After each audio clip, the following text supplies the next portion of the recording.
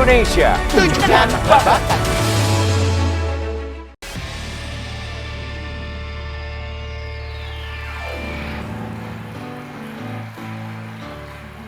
Hai, selamat siang pemirsa, saya Kak Rose. Hari ini sudah siap untuk menemani Anda di acara Rumpi No Secret. Nah,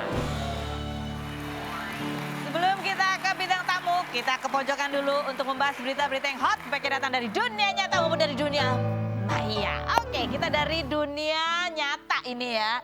Dunia nyata yang kemudian ramai di dunia maya. Dari seorang selebgram yang namanya Rachel V-nya yang lagi ramai diperbincangkan. Banyak yang tanya, Rachel V-nya itu siapa sih? Rachel V-nya itu siapa? Kalau aktif di sosial media, ikut Instagram, tahulah siapa itu Rachel V-nya. Ya, ini seorang influencer gitu ya, followersnya juga udah sampai jutaan. Dia punya konten-konten ya seputar keluarganya, kehidupannya juga. Terus kadang suka review barang-barang gitu ya. Dan pokoknya banyak juga fansnya, tapi yang ya gitulah, nama juga ada fans, pasti ada juga yang gak suka sama dia. Nah, tapi kemarin itu dia dikabarkan habis dari Amerika pulang ke Indonesia, dia tidak melalui karantina alias kabur dari karantina gitulah diberitakannya, sehingga ini jadi ramai karena harusnya ada ancaman hukuman untuk orang-orang yang tidak menaati undang-undang itu ya, peraturan untuk karantina, dari mulai maksimal 1 tahun penjara dan denda sampai 100 juta rupiah gitu. Nah, ini sekarang lagi ramai. Kemudian Rachel V-nya akhirnya kemarin buka suara melalui vlognya Boy Williams. Dia kita cuplik sekarang klarifikasinya itu seperti apa. Dia bilang dia tidak karantina di Wisma Atlet. Sementara ada yang mengatakan bahwa dari bandara dia sebenarnya berniat untuk langsung pulang, tapi ketahuan akhirnya dia mengaku dia harus karantinanya di Wisma Atlet. Jadi sempat ada yang mendata nama dia di karantina di Wisma Atlet selama berapa hari, tapi kemudian dicek lagi udah nggak ada, makanya ketahuan kalau dia tidak karantina. Tapi malah beberapa hari kemudian ketahuan dia menghabiskan liburan birthday-nya di Sumba apa di mana gitu kalau nggak salah, sambil membawa anak-anaknya naik pesawat. Itu juga menimbulkan pertanyaan, kenapa kok bisa anak-anak naik pesawat? Padahal bukannya aturannya anak di bawah umur 12 tahun masih belum boleh naik pesawat begitu ya, panjang ini aturan-aturan semuanya menjadi tanda tanya. Kita lihat dulu klarifikasinya berikut ini. Gitu ya. Jadi ada beberapa statementnya dia yang kemudian orang jadi bertanya-tanya. Di awal kan dia bilang aku bukannya kabur dari karantina karena mau ulang tahun. Itu penting ya. Dia tuh tidak kabur dari karantina gara-gara mau ulang tahun. Menurut dia itu penting untuk diklarifikasi. Bukan karena mau ulang tahun gitu ya, tapi karena dia kangen sama anaknya katanya. Terus dia bilang tapi ya emang dia kabur dari karantina gitu. Tapi di satu sisi juga dia bilang dia tidak sama sekali karantina di Wisma Atlet. Kalau tidak berarti nggak kabur ya? Tidak, oh enggak, mungkin itu hanya masalah istilah. Tapi masalahnya ada netizen yang mencatatkan dia masuk itu, ada mendaftar dia waktu di karantina itu, dia menunjukkan buktinya, ini loh katanya gitu ya. Ditawar 10 ya, namanya ada, ini nama itu temannya yang laki-laki, ini manajernya katanya. Perempuan laki perempuan. Oh, visitor via Jakarta gitu ya. Nah, ini. Tapi di sini tulisannya cuma 0 hari gitu. Kalau nggak salah, ini artinya apa? Ya terus kata ini yang jelasin, dia bilang ya aku cuma nyatetin masuknya doang, karena abis itu terus nggak ketahuan pada saat dia mau harus di swab di hari keberapa, nggak ada ini orangnya gitu. Ini dibilang nih. Hai, kamu mau minta tolong sampein dia ke yang lain untuk 0 hari di foto, memang itu perhitungan berapa hari dia karantina di Wisma itu selalu nambah jumlahnya setiap harinya. Di foto aku 0 karena aku di fotonya memang pas tanggal masuknya. Jadi belum terhitung harinya ya. Jadi untuk kebenaran dia nginep atau enggak aku nggak tahu. Cuma memang saat harusnya swab 2 tapi dia udah nggak ada di Wisma.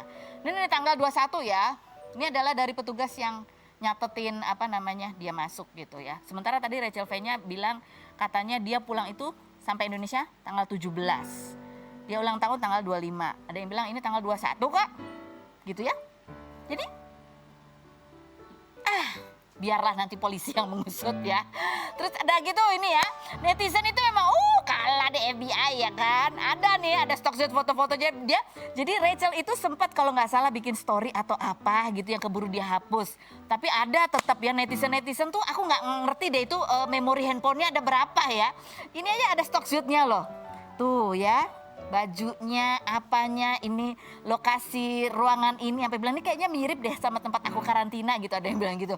Ini bajunya kayaknya ini walaupun ditutup bukannya ini kayaknya bajunya dia si Rachel V-nya, karena dibandingin lagi sama foto dia waktu dia make upan, sama tuh bajunya. Belum lagi gelangnya, handphonenya, aduh, dibanding-bandingin sama nih sama iya ini kayaknya dia, tuh kan, tuh, ini gelangnya sama. Besok-besok aku ganti-ganti ya gelangnya. Ya, handphone juga tiap hari kayaknya ganti casing ya kan gitu. Nah ini menarik ya, ini menarik perhatian banyak orang termasuk selebritas sampai ke Deddy Corbuzier ya kan. Oh Deddy Corbuzier sampai perlu untuk memposting di Instagramnya postingan ini nih. Ini Master Corbuzier ini posting foto Rachel V-nya waktu di vlognya itu karena di awal vlog dia pakai masker ya kan. Dia pakai masker. Sementara dia nggak karantina gitu. Terus dia tulisannya gini, ingat pakai masker itu penting. Layanan masyarakat ini akan dihapus sebentar lagi. Maaf numpang lewat, kata dia gitu. Karena dianggap ya banyak yang bilang aneh ya, ngapain dia pakai masker? Orang dia nggak karantina gitu. Ya nggak apa-apa lah. Yang penting kita melakukan hal sekecil mungkin walaupun ada hal yang kita ya salah, tapi jangan semuanya salah gitu kan. Lanjut kita lihat artis-artis lain yang komen. Di sini ada yang banyak ya. Tuh ada ya, aduh ya ampun semuanya ketawa tapi tidak berkata-kata ya. Ini adalah cara aman untuk komentar. Ya pasang emoticon aja ya. Aduh ada yang bilang, ada yang oh Mas Ded, ada ini lagi yang ketawa Ivan Gunawan, aduh Vanessa Angel cuman ketawa doang, Nikita Mirzani juga ini ketawanya sampai keluar air mata ya kan. Ada lagi Deddy Corbuzier itu bukan cuma di sini loh, bukan cuma di Instagramnya loh, dia di YouTube channelnya si Deddy siapa Boy William, dia itu komen juga loh, komedi titik langsung ya, yang like segini, yang reply 500 reply. Ini kayak jadi top komen deh. Bukan cuma Deddy Corbuzier yang komen di vlognya Boy William yang isinya klarifikasi Rachel V-nya, tapi ada komedian juga Treten ya. Iya, ada juga kan? Dan ada komentar netizen lainnya. Coba kita baca komentar netizen lainnya. Ini bunyinya adalah, karena Rachel V-nya kan bilang, dia tuh kenapa gak karantina karena udah kangen anak. Ini salah satunya yang komentar bilang gini, Arif Muhammad punya anak, si Baim umurnya masih setahun. Istrinya Tipang lagi hamil. Dia kangen banget lah jelas ke anaknya, tapi dia lebih milih karantina dulu 8 hari agar sampai rumah gak bawa virus buat orang rumah, katanya gitu. Lanjut, berikutnya. Kak Rachel V-nya kalau butuh masa yang bisa support di Twitter dalam keadaan blunder maupun blunder banget, bisa DM saya. Harga bisa dibicarakan baik-baik, dijamin ngotot dalam membela. Astaga. Jasa buzzer ya kan ini ya. Aduh gitu. Tapi sebenarnya di klarifikasi itu juga Rachel V-nya banyak minta maaf dan dia merasa menyesal. Dan ini nanti hari Kamis dia akan dipanggil untuk dimintai keterangan oleh pihak yang berwajib gitu ya, bersama manajer dan juga temennya yang namanya Salim itu, yang tidak bersuara sepatah kata pun. Tidak ada komentarnya. Dia diam saja. Ya karena diam itu emas. Kita menunjukkan bintang tamu kita yang pertama, ada Ikke Nurjana. Ini putrinya kemarin baru saja diwisuda, IPK-nya IPK terbaik ya. Fakultas Hukum ya. Sarjana Hukum, bu, anaknya udah gede. Kita lihat dulu profil Ikke Nurjana berikut ini. Ikke Nurjana, pedangdut berusia 47 tahun yang mengawali karir sejak usia 13 tahun ini 29 Januari kemarin menikah dengan Carlivo, duda satu anak sekaligus mantan road manager Trio Lestari yang 7 tahun lebih muda darinya setelah 14 tahun menjanda. Sebelumnya, Ikke pernah menikah dengan Aldi Bragi dan dikaruniai anak bernama Siti Adira Kania, namun bercerai pada 3 April 2007. Melalui postingan Instagram, Siti Adira curhat tentang orang tuanya yang sejak berpisah, ia tetap merasa utuh karena ayah dan ibunya selalu memberikan cinta dan atensi yang dibutuhkannya. Adira juga ramai dibicarakan setelah diketahui unfollow Instagram ibu sambungnya Ririn Dwi Arianti yang sedang dalam proses perceraian dengan Aldi Bragi, padahal sebelumnya kerap memposting foto bareng hingga pernah dibully netizen karena lebih sering posting foto bersama ibu sambung daripada ibu kandung. Seperti apa cara Ikke Nurjana menjaga kekompakan keluarganya? Saksikan kisah selengkapnya hanya di Rumpi No Secret. Oke, kita sudah bersama Ikke Nurjana ya. Hai. Ini kemarin kita lihat posting, selamat ya Ibu atas lulusnya anaknya nih postingannya makasih, ya. Ibu. Bangga banget Masya pasti. Allah. Terus Dira ini juga posting di Instagramnya dengan caption yang panjang dalam bahasa Inggris. Menangis bacanya ya agak susah.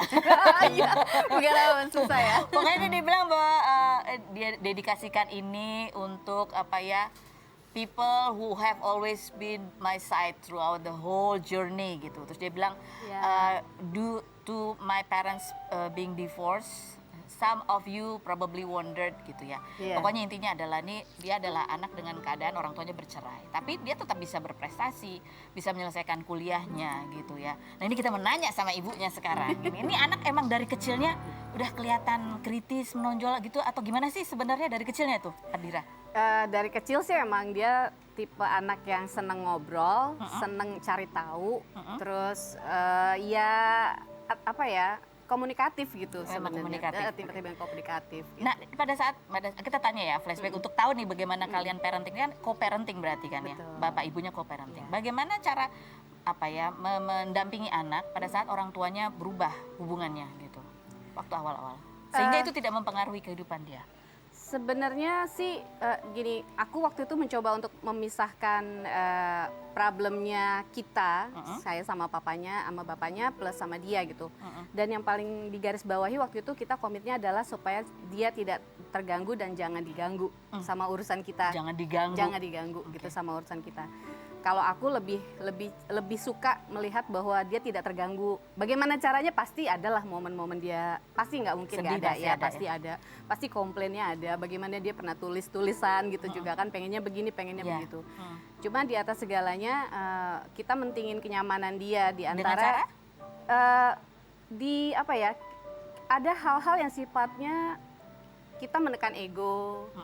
Salah satu di antara kita harus saling bisa menahan ego, bersabar, dan anak tuh kan aku juga belajar ya, bagaimana dia waktu kecilnya, bagaimana SD, bagaimana SMP, SMA kan mulai punya wilayah pribadi, mulai punya pemikiran, mulai moody yang mau nggak mau, iya nggak iya, kan itu kita benar-benar ya, aduh gitu kan, bagaimana teman aku bilang, jadi sesama kita juga sama ibu orang tua baik yang divorce atau yang tidak divorce itu kita juga sama-sama menelaah gitu bagaimana menghadapi anak-anak yang tiba-tiba SMP SMA sih sebenarnya agak PR. Oh, SMP gitu. SMA. Iya. Itu pas SMP SMA mulai muncul lagi tuh isu yang Bapak Ibu sih begini-begini, muncul lagi nggak tuh? Atau kan kadang-kadang suka gitu kan? Namanya itu di usia-usia di mana kita emang biasa kan lagi bergejolak, banyak kemarahan yang tadinya mungkin waktu kecil di repress itu muncul tuh.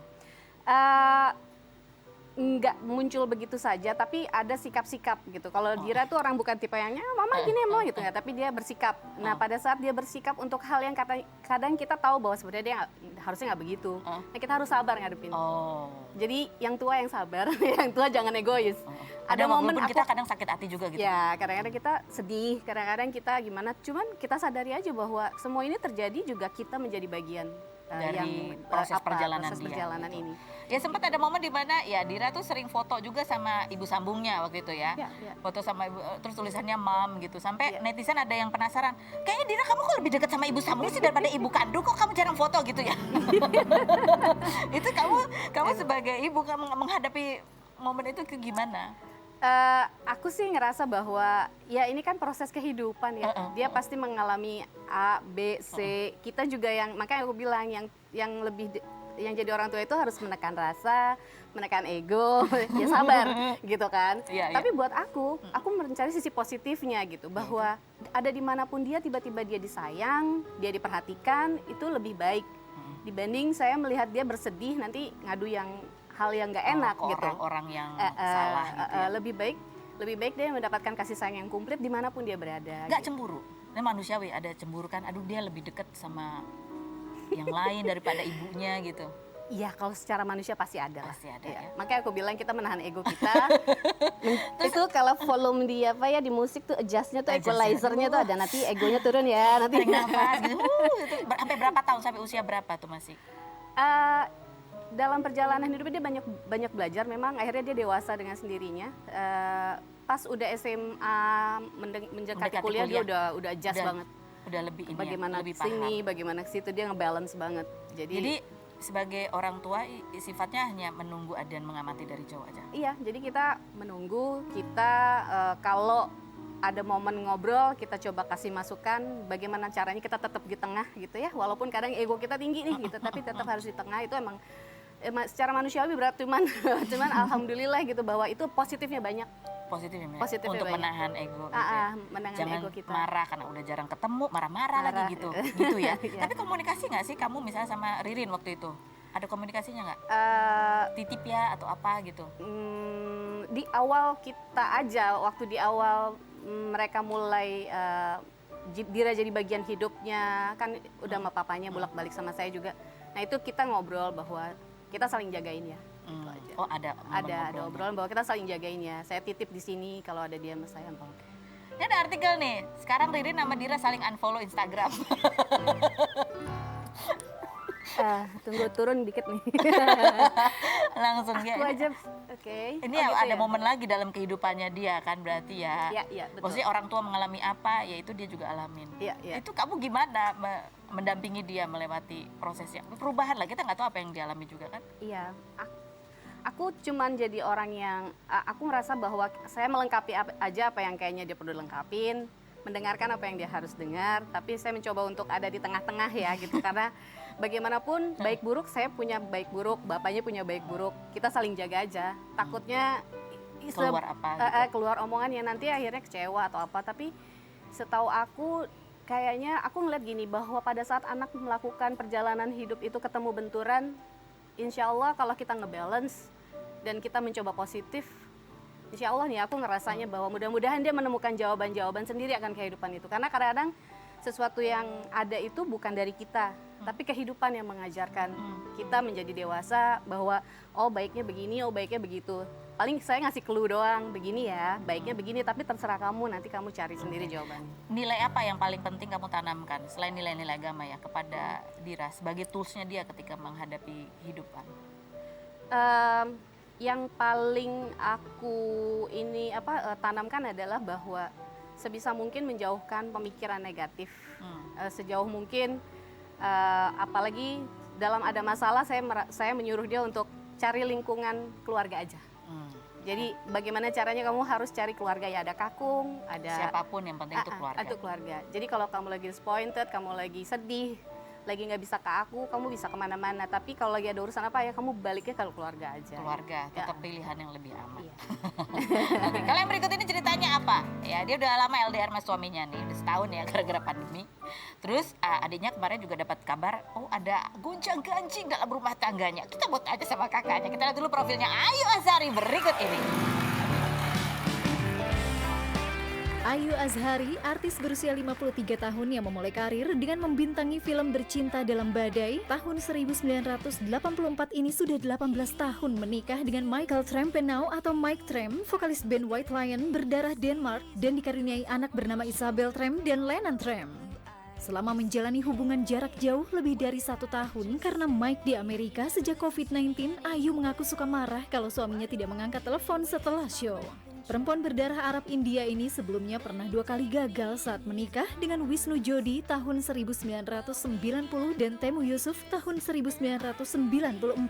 Sulung dari 7 bersaudara ini, adik bungsunya Lukman Azhari diduga melakukan KDRT kepada istrinya Medina Zain setelah Medina memposting luka lebam di tangan, lengan, paha, dan wajah serta menulis thank you at Lukman Azhari 18 for 5 years.